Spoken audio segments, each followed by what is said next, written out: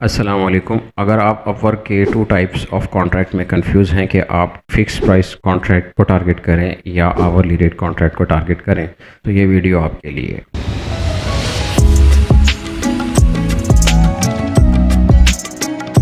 इस डिसीजन में जाने से पहले आपको कुछ पॉइंट्स को समझना होगा ताकि उन पॉइंट्स के अगेंस्ट आपके लिए कौन सी कैटेगरी बेहतर है, इन दोनों में से आप फिर उसके कॉन्ट्रैक्ट्स को टारगेट कर सकें।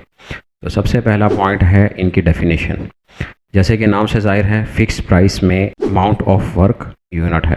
जितना काम का साइज़ ज़्यादा होगा आपके हिसाब से आपको उतनी ज़्यादा पेमेंट मिलनी चाहिए। ऑन दी अदर हैंड जो आवरली रेट है उसमें यूनिट टाइम है। काम या ज़्यादा है वो मैटर नहीं करता, जितना आपका ज़्यादा टाइम लगा आपको उसके अगेंस्ट टाइम के पैसे मिलेंगे। फिर दूसरा पॉइंट आता है कि किन को कौन से काम करने चाहिए। यानी कि अगर आप अकेले हैं, आपके पास एक ही अपवर्क का अकाउंट है, तो आप आवरली रेट के कॉन्ट्रैक्ट्स को ज़्यादा टारगेट करें। उसकी वजह यह है कि आप एट अ टाइम एक ही कॉन्ट्रैक्ट पे काम कर सकते हैं, तो बेहतर है कि आप उनको ज़्यादा टारगेट करें। ऐसा नहीं है कि आप फिक्स प्राइस कॉन्ट्रैक्ट्स को टोटली इग्नोर कर दें, बट ज़्यादातर फोकस आवरली रेट कॉन्ट्रैक्ट्स पर करना चाहिए।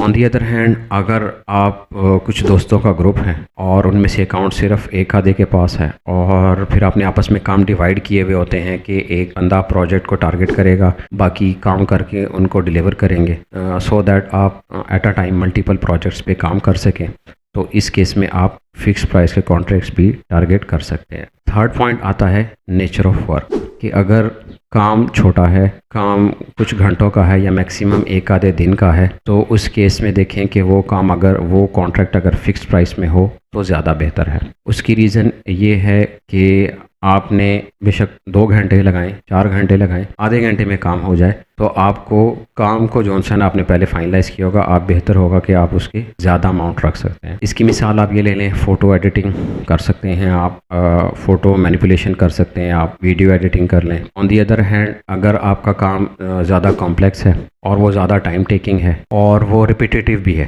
यानी कि आप क्लाइंट को काम करके कुछ काम भेज देते हैं, वो कुछ फीडबैक देता है और फिर आप उसके अगेंस्ट फिर काम अपडेट करके भेजते हैं और फिर वो फीडबैक आते हैं, इस तरह बैक एंड फोर्थ जो काम चलता होता है, तो आपको चाहिए कि वो वाला काम अगर फिक्स प्राइस के कॉन्ट्रैक्ट में हो तो ज़्यादा बेहतर है। इसकी वजह यह है कि आप उस पर जितने घंटे भी काम करेंगे, वो चाहे 2 दफ़ा रिपीट करवाए, 20 दफ़ा रिपीट करवाए, आपको आपके वर्किंग आवर्स के अगेंस्ट पैसे मिल जाएंगे। इसकी मिसाल आप ये ले लें कि आपने कोई सॉफ्टवेयर बनाना है या कोई प्रोग्राम बनाना है या किसी घर या बिल्डिंग की आपने 3D बनानी है और उसके बाद उसकी रेंडरिंग वगैरह और मॉडल्स पे टेक्सचर्स वगैरह लगाने हैं और एनिमेशन वगैरह बनानी है, तो इस केस में आप ट्राई करें कि वो वाले कॉन्ट्रैक्ट्स अगर आवरली रेट पे हों तो ज़्यादा बेहतर है। फिर चौथा पॉइंट आता है कि आपको इनमें कोई ऐप की ज़रूरत है या नहीं है, यानी कि ये कॉन्ट्रैक्ट्स काम कैसे करते हैं। In case of fix price आपको किसी ऐप वगैरह को इंस्टॉल करने की ज़रूरत नहीं है, आप डायरेक्टली काम स्टार्ट कर सकते हैं। ऑन दी अदर हैंड अगर आप आवरली रेट के कॉन्ट्रैक्ट्स पे काम करते हैं, तो अपवर्क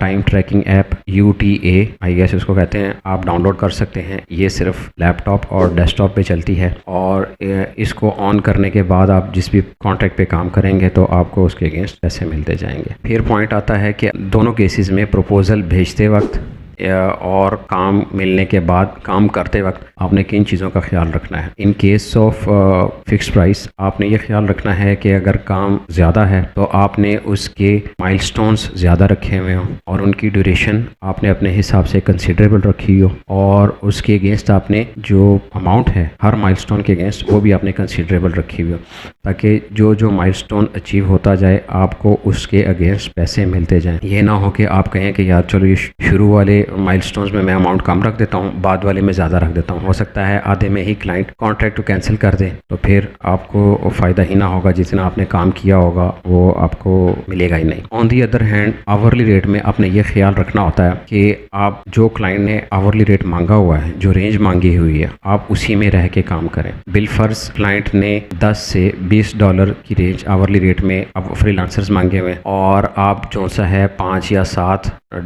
डॉलर पर आवर के हिसाब से आप कॉन्ट्रैक्ट में अप्लाई कर दें। इस तरह ना करें। बेशक आपकी प्रोफाइल यही कहती हो, लेकिन आप 10 से 20 की रेंज में रख के ही आप कॉन्ट्रैक्ट को टारगेट करें। फिर आपको अगर कॉन्ट्रैक्ट मिल जाता है तो आप इस चीज़ का लाजमी ख्याल रखें कि आपने UTA ऐप लाजमी डाउनलोड की हुई हो, और जब भी आप उस कॉन्ट्रैक्ट पे काम करें तो उस ऐप के थ्रू आप काम करें। उस ऐप के थ्रू आप उसी स्पेसिफिक कॉन्ट्रैक्ट को आपने एक्टिव किया हुआ हो, यानी ऑन किया हुआ हो, और आप उस पर काम करें। फिर उसके बाद आता है कि अगर आपके कॉन्ट्रैक्ट में डिसाइडेड है कि आपने 20 और या 30 आवर्स आपने काम करने हैं, तो आप उतने आवर्स ही काम करें, एडिशनल आवर्स ऐड ना करें, क्योंकि इसमें पहले आपको क्लाइंट से इजाज़त लेनी पड़ती है, और क्लाइंट इस चीज़ को अच्छा नहीं समझता, क्योंकि उसने ऑलरेडी रिसर्च की होती है कि यार 20 आवर्स या 30 आवर्स पर वीक के हिसाब से उसका काम चल सकता है। फिर ये भी आप याद रखें कि आप मैनुअल आवर्स ऐड ना करें। उसमें ये होता है कि क्लाइंट ये समझता है कि आप किसी और का काम उसके काम के साथ चिपका रहे हैं। इसलिए आप इन दोनों में बेसिकली डिफरेंस ये है कि जो ट्रैकिंग आवर्स होते हैं और जो मैनुअली एडेड आवर्स होते हैं, जब आप इसकी ऐप में जाएंगे तो आपको नज़र आ जाएंगे कि ग्रीनिश टिक में ट्रैक्ड आवर्स होते हैं, और येलोइश से सिंबल या टिक आ जाएगा, वो आपके मैनुअल आवर्स होते हैं, और जो रेड में आएंगे वो आपके पास यूँ कह लें कि ओवर टाइम आपने लगाया होगा, जो कि मैं कहता हूँ कि वो इस तरह नहीं करना चाहिए आपको। कोई बात नहीं, आप नेक्स्ट वीक में उस काम को कर लें, या आप क्लाइंट को ऑलरेडी रिक्वेस्ट कर दें कि आप अगर आपको लगता है कि हर हफ्ते 20 घंटे काम कम है तो आप 30 घंटे कर दें, तो आप क्लाइंट से रिक्वेस्ट करके उसकी पर वीक की लिमिट भी आप बढ़ा सकते हैं। फिर पॉइंट आता है कि इन दोनों में आपको पैसे कैसे मिलते हैं। In case of fix price आपको पैसे मिलते हैं माइलस्टोन्स की बुनियाद पर। आपने माइलस्टोन किया होगा, माइलस्टोन आप अगले को सबमिट करेंगे, वो उसको रिव्यू करने के बाद अगर वो कोई फर्दर अपडेट नहीं मांगता और वो उस चीज़ को एक्सेप्ट कर लेता है तो आपके पैसे जो से हैं वो रिव्यू में चले जाते हैं। अगर इस दौरान क्लाइंट रिव्यू पहले कर देता है आपके काम को और एक्सेप्ट कर देता है तो आपके पैसे जो से हैं वो पेंडिंग में चले जाते हैं। फिर उसके बाद 5 से 10 दिन जो अपवर्क का जो अपना टाइम होता है एस्क्रो में, जो उसके पैसे पड़े होते हैं, उसके बाद आपको पैसे मिलते हैं। तो लिहाजा